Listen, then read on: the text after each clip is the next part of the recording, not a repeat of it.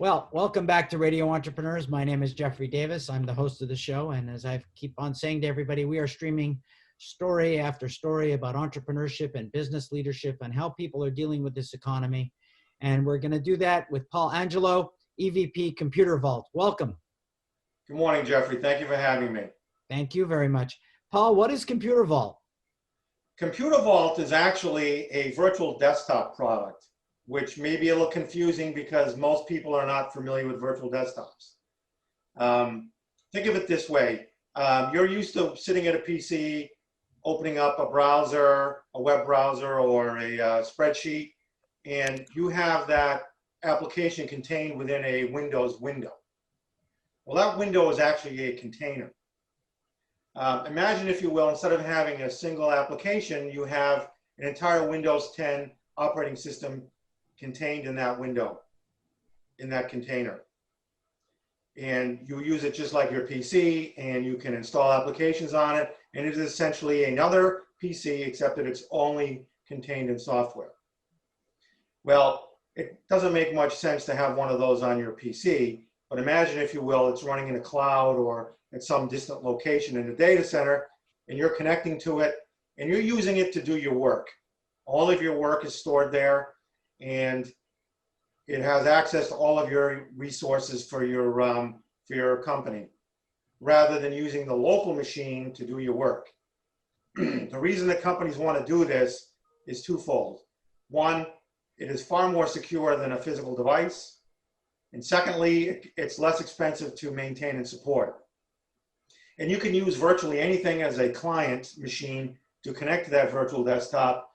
You can use a mini PC, a laptop, a tablet, a phone, anything with a web browser.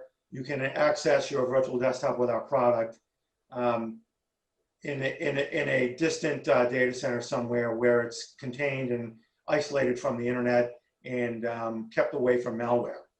The other reason that companies do that is because if you're using your laptop to do your work, you have information stored that's proprietary to your company. If that laptop is stolen or broken, that information may no longer be accessible. Having it on a virtual desktop means that it is always accessible, and it is backed up, and it is safe from theft or from malware.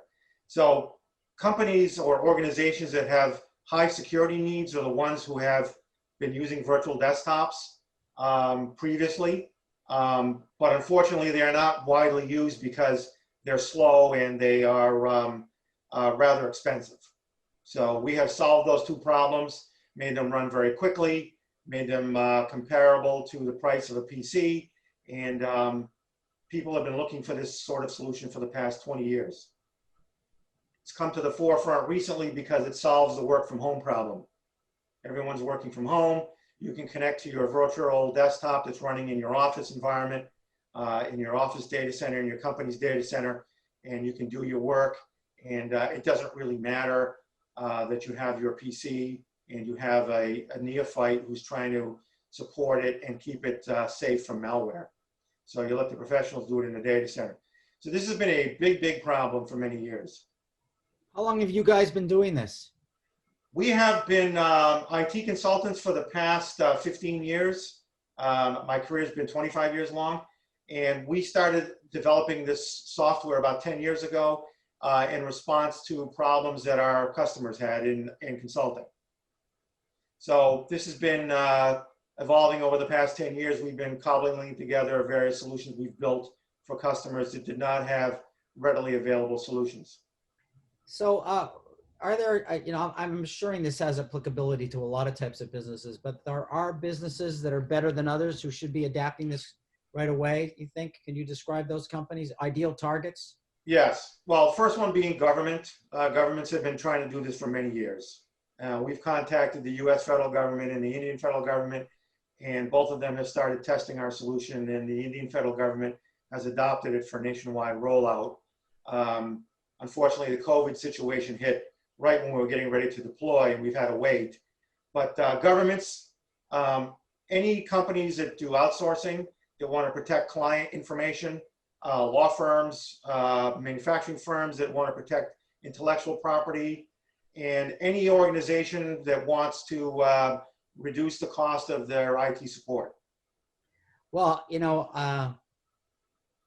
governments and law firms, you mentioned those two twice. Don't they have difficult purchase cycles, both groups? Well, I don't know which one's worse. Oh, they both do. They both do. But large enterprises are also very interested in this because the cost of supporting thousands or tens of thousands of machines is very difficult and expensive. And large enterprises are definitely very interested in virtual desktops. Any Fortune 500 company, any large enterprise. Right. Well, you sort of walked away from my question. I mean, my experience with law firms is very difficult to get business decisions that affect every partner. Yeah, that's fine. I mean, I brought that up because I've had a lot of lawyers ask me about this. But yes, you're exactly right. And so we're not focusing on that. Right. The government, I understand. Believe it or not, I might find governments easier than law firms. I can believe that.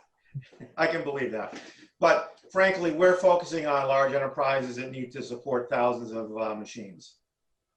What about the large, like international consulting firms that have so much, documentation with organizations and suppliers? I would think that would be a good niche as well. There are not as many of those large international, but yes, there are. I mean, there are some supersized consulting firms, accounting firms out there. Oh, absolutely. We have accounting firms as customers. We're going to be onboarding one of those consulting firms in the next month or so. So yes. You're exactly correct. But the reality is that only 5% of the world's desktops are virtual. We want to expand that marketplace to 6 or 7 or 10% of the market. Really, anyone that uses a PC would be a target customer for us. I'm sure I would be, but not as profitable as you'd want me to be. We're speaking with Paul Angelo, EVP ComputerVault. Who started ComputerVault? Who are the owners of the company? P.O. Nathan is our CEO and founder. He hired me in 2008, and we spun off ComputerVault a year ago. So I am one of the founders. Mark Zarella is another founder. He's our head of sales.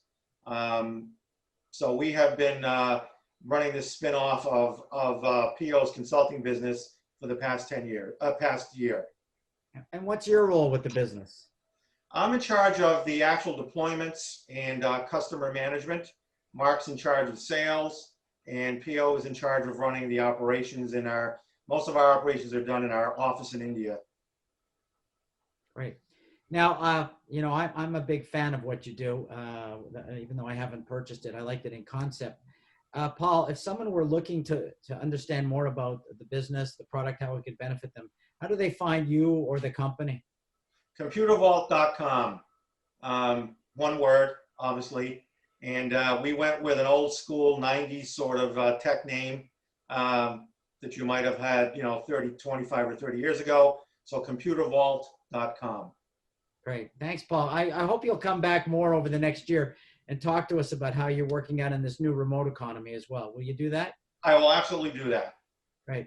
Thank you very much. My name is Jeffrey Davis, and this is Radio Entrepreneurs.